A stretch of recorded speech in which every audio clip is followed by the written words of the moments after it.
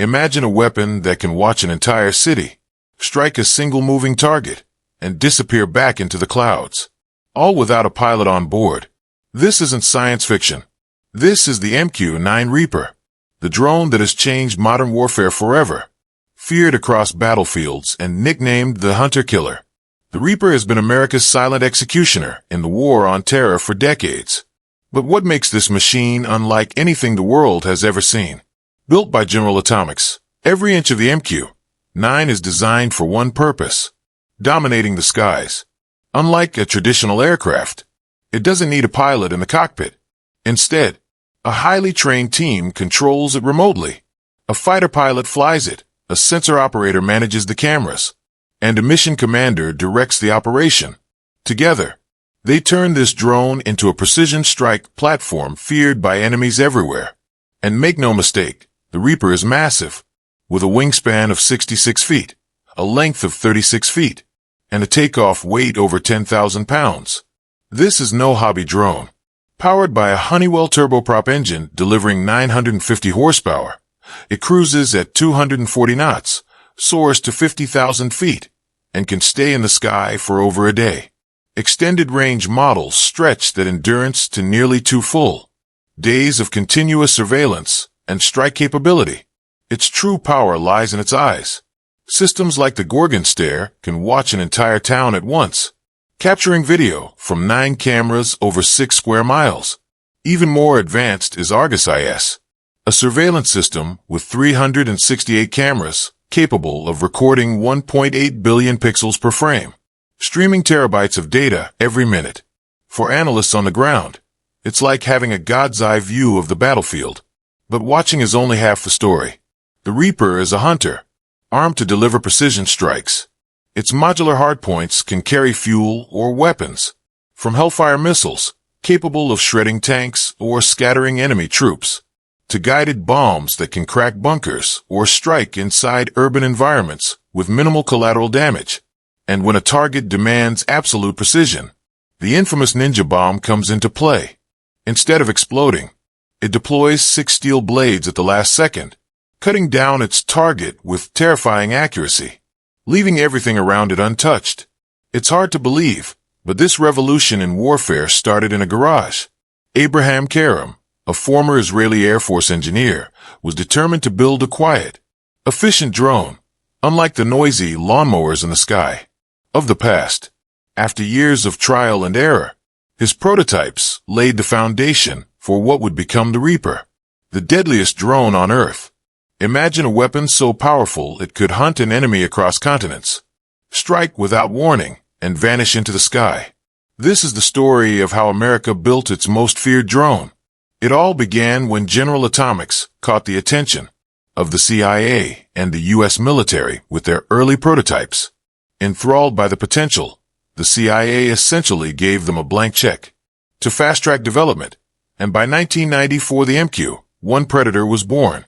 But the Predator wasn't the hunter-killer we know today. At first, it was just an eye in the sky, a surveillance drone. The problem: by the time a target was spotted and a strike was coordinated from another aircraft, the opportunity was often gone.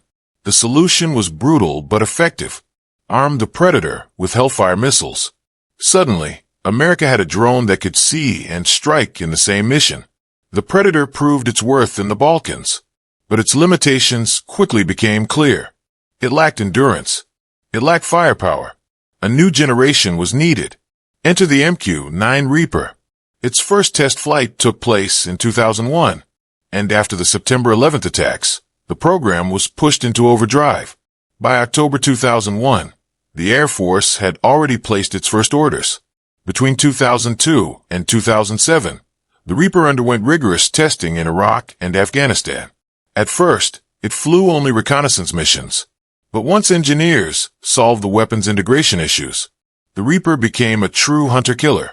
In October 2007, it carried out its first lethal strike, obliterating a Taliban stronghold with Hellfire missiles.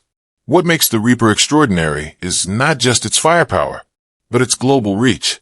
Packed into a C-130, it can be flown anywhere in the world, reassembled, armed and launched in hours. Once airborne, It links up with satellites and can be handed over to a control team sitting half a world away at Creech Air Force Base in Nevada. From there, operators guide it for missions lasting up to 12 hours. The Reaper quickly became indispensable. Combat air patrols increased by 66% between 2004 and 2009. The Air Force has taken delivery of over 300 units, with many more sold to allied nations. By 2010, drones had logged 1 million flight hours, a number that doubled just 2.5 years later, thanks largely to the Reaper. And the missions? Classified mostly. But what we do know is staggering. From Iraq to Afghanistan, Syria to Somalia, Yemen to Libya, the Reaper has hunted down thousands of high-value targets. Terror leaders like Fahd al-Quso, Anwar al-Awlaki, Jihadi John, and even Iran's General Qasem Soleimani all met their end at the hands of this drone. The Reaper didn't just watch from above. It delivered judgment. Of course, even the grim Reaper of the skies has weaknesses. Mechanical failures and operator errors once gave it the reputation of being accident-prone. More recently, in Yemen, Houthi rebels armed with Iranian weapons have shot down multiple Reapers, exposing its lack of countermeasures. But every setback has pushed upgrades forward.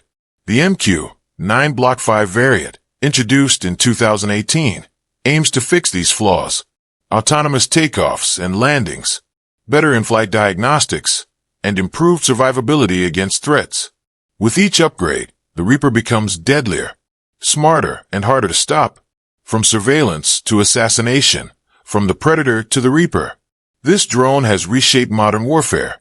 It is the silent hunter, the ever-present shadow, the machine that turned the skies into a battlefield. The Reaper doesn't just fly missions. It writes history. Imagine a future where the skies are filled with drones that fight as one, moving like a living swarm against any threat. To make that vision real, the U.S. Air Force is working on advanced offensive and defensive upgrades that make these drones far harder to shoot down. While the exact details remain classified, experts reveal systems like jamming pods that scramble enemy radar, giving drones a serious edge in survival. But improving a single drone is just the beginning.